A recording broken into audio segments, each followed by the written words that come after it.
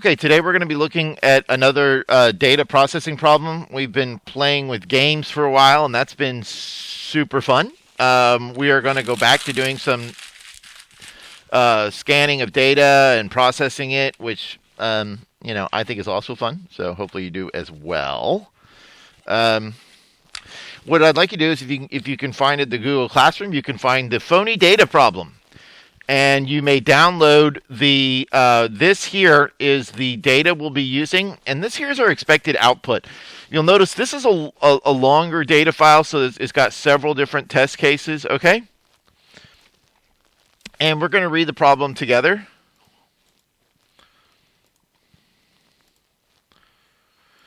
All right.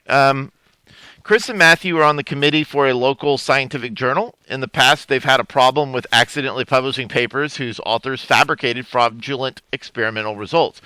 As a result, the journal is having a serious funding issues and must come up with a way to detect these academically dishonest papers before publishing them. Luckily for them, Matt was recently browsing Wikipedia, that's what he does in his free time, and read about the frequency distribution law called Binford's Law, that states that the digit 1 occurs as the leading digit about 30% of the time in most real-life sources of data. Matt wants to write a program that will automatically analyze the distribution of leading digits in any random set of numbers. So that's what we're going to do. We're going to be giving a data file, and here's an example of it. This comes from a UIL computer science problem from about 5 or 6 years ago. So just to cite my source here, this is a good problem though. The first number is going to tell us how many data sets we're going to analyze. And then each data set will begin with a number that tells you how many numbers are in the data set, and then we'll list the data. So in this example file, we have 2 data sets. The first data set has 4 numbers in it. That'd be 10, 5, 9, 2. Then the next data set has 3 numbers, 17, 149. And we want to see if this passes within a 5% margin of error.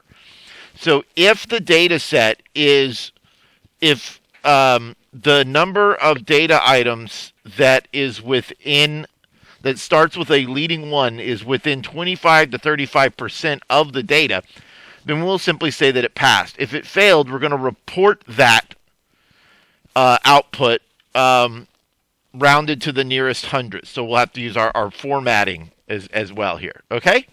So I hope you're excited to do this. If you would, please go ahead and download, if you have not already, the susdata.txt. All right? And we're going to save that in our BlueJ folder that we create for this project.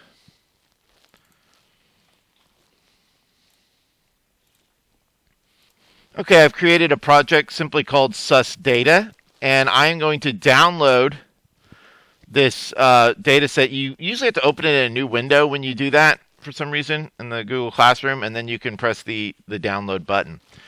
Now, if you don't have your browser set that where it asks you where you want to save something where you download, it will automatically go to your downloads folder. I really don't like that. I recommend you change your settings. I want to be asked where to save it because I so rarely want things in downloads.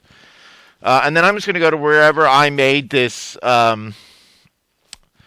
I think I just put in my documents here. And I'm going to save susdata.txt right there so that I have the opportunity to scan it.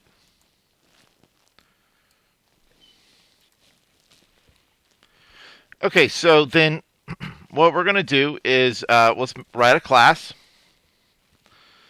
And I'm going to call this data checker. You can call it whatever you want.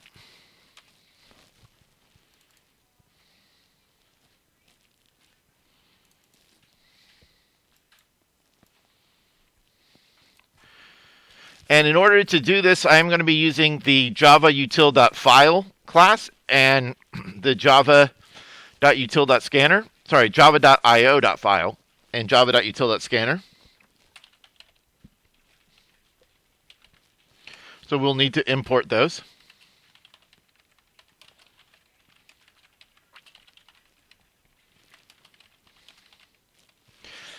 And since the scanning of a file can possibly throw a file not found exception, we need to import that exception as well,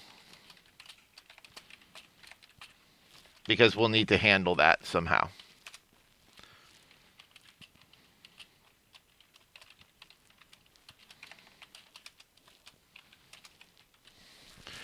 Since all we're going to be doing is simply scanning a file and printing out to the console, we don't need to do a lot of heavy lifting for our object-oriented programming approach. We certainly have seen that big programs like games and things like that really benefit from object-oriented programming. But when we're simply doing a quick data analysis program, it would be kind of like bringing a sledgehammer to a pillow fight. So we're really just going to write an iterative program that starts at the top of a method and works its way downward. So I'm going to make a method that's static, which allows me to run this method without instantiating the class. So I'll say public static void run. And since this method will be scanning a file, I am going to declare that it could throw a file not found exception.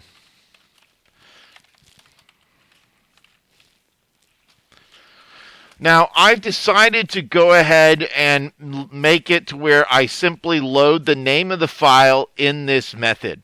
If I wanted to make it to where I could load and scan any data file, I could perhaps make a parameter here for a file name. And that's up to you, but then when we run the method, we'll type it in each time. I'm going to go ahead and just assume that this program is only going to be running on that particular file. So I will go ahead and make a file. I'll say file, F-I-L-E, I'll just spell it lowercase file, is equal to a new file. And the file constructor takes in a string for the name of the file, including the extension. Remember, files always have an extension that describes their type. Now that I've made that file, I can create a scanner to scan it.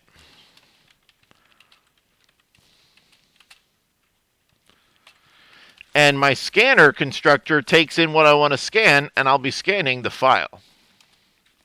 So we've created two objects thus far. We've created a file object and a scanner object. So in a sense, we are using object-oriented programming. We're just not making a bunch of classes and constructors ourselves, but we're definitely using objects. Can't get away from that. All right, the data set here is not an unknown number of data items. It actually starts with the number of data sets that I'm going to scan. So I'm going to simply make a variable called data sets. It's an integer for the data sets. So I'll say scr.nextInt. Remember that the scanner functions we typically use are next, nextInt, nextDouble, possibly next Boolean even, but and then we have next line that will scan an entire line. Each item in this data set is just going to be an int, so that'll be quite simple.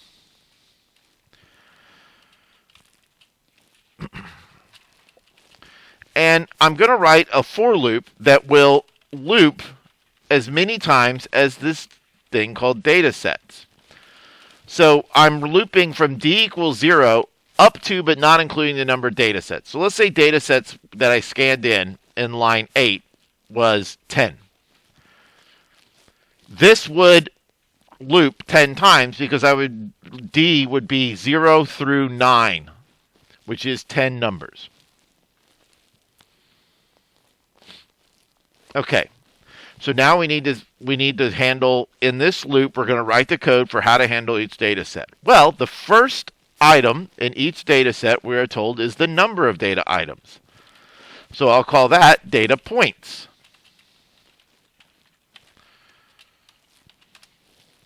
So now I've got the number of data points, and I need to loop through that as well. As I loop through it, I want to keep track of how many of these numbers begin with the number 1. So I'm going to say int count,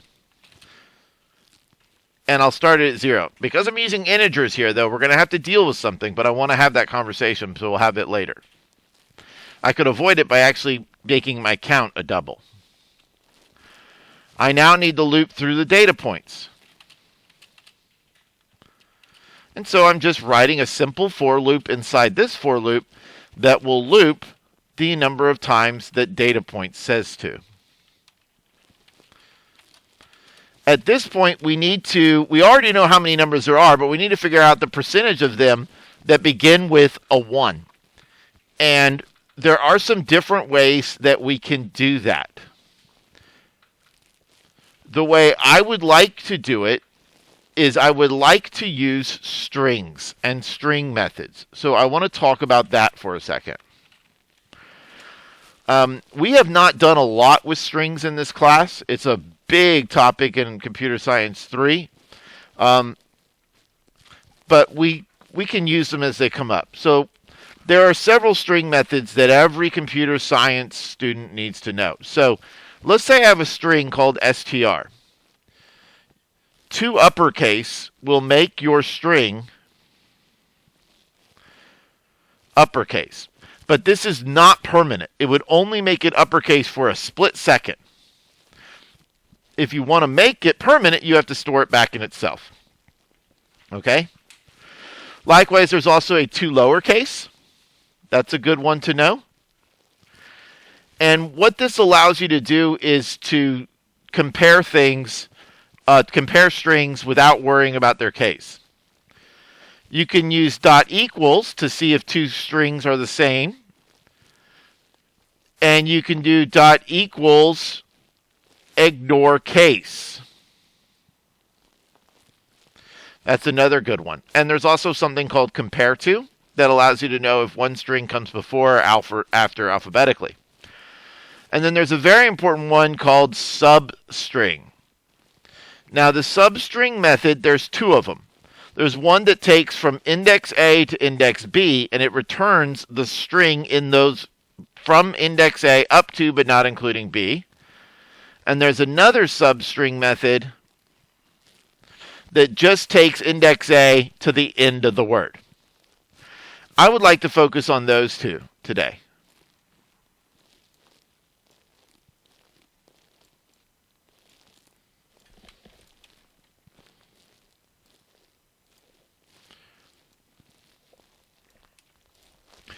So let's say I have the word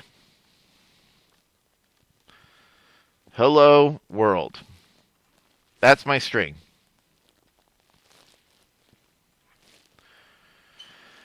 So str.substring 2, 5. What would that return? Well, this is index 0. This is index 1, 2, 3, 4. The space is index 5, then 6, 7, 8, 9, and 10. So substring 2 to 5 would start at index 2. So it would have this L. And it goes up to but does not include the string at 5. So it'll be just LLO and not the space. I want you to consider, how would you get just the R? How would I get that? To get just the R, I would take a substring from position 8, the index of the R, to position 9, because it'll include the R at 8, but not the L at 9. Well, how would we get just the first character? That's really easy. You just do str.substring 0, 1. And that's what I want to use in today's problem. So let me show you how we would use that. Say we have a number, okay, int num, and that number is 1, 2, 3, 4, 5. Well, I can easily change this number to a string, by saying num plus quote quote. So because I'm doing a number to a string, Java automatically converts that to a string. There is also a static method called toString for integers that would do that as well. Then I can determine if the first digit is a 1 by saying numString dot substring 0 to 1. And use the dot equals method. So let's do it.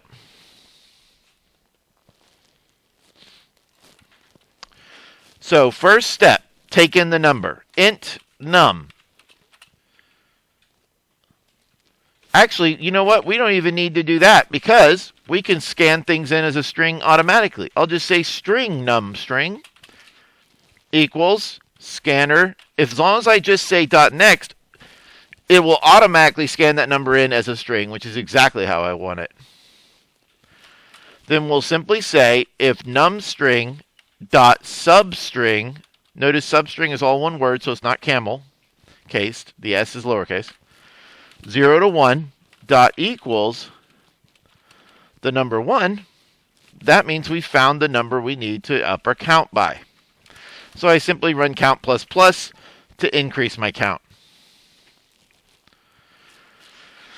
Okay, so remember this loop is to loop through all the data points. This loop is to loop through the data sets. So we need to focus on being inside this loop here. That's where I need to be doing my code. Once I get to line 19, I've scanned all the data numbers, all the data points for this data set. It's time for us to determine if it passes or fails. So remember that we are supposed to output passed if it passes the Binford test and failed with the percentage if it doesn't. It passes the Binford test if the percentage is within plus or minus 5% of the Binford percentage, which was, I think, 30? Yeah, so from 25 to 35. So let's get the percentage. Double percent is equal to, now how do I find a percent? Well, we simply divide the number of them by the total. So I divide count by the number of data points. And then multiply by 100. But this answer is wrong. At best, we would get a percent of 100. But if count, say we had 10 data points and only 9 of them started with a 1, 9 divided by 10 is 0.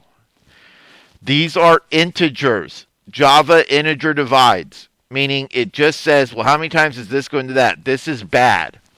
I could simply change my count to count by doubles, but I don't want to do that. I want to just cast. So I simply say cast. Cast this count as a double. Now this problem will compute in doubles. Then what I'm going to say is if percent is greater than or equal to 25.0, I guess, and percent is less than or equal to 35.0, then we simply print that out.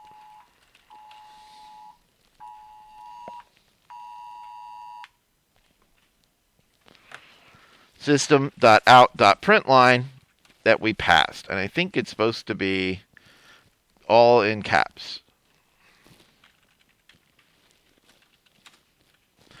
Else, we say system.out.println failed. But we have to say the percentage. We say failed colon and then we do the percentage.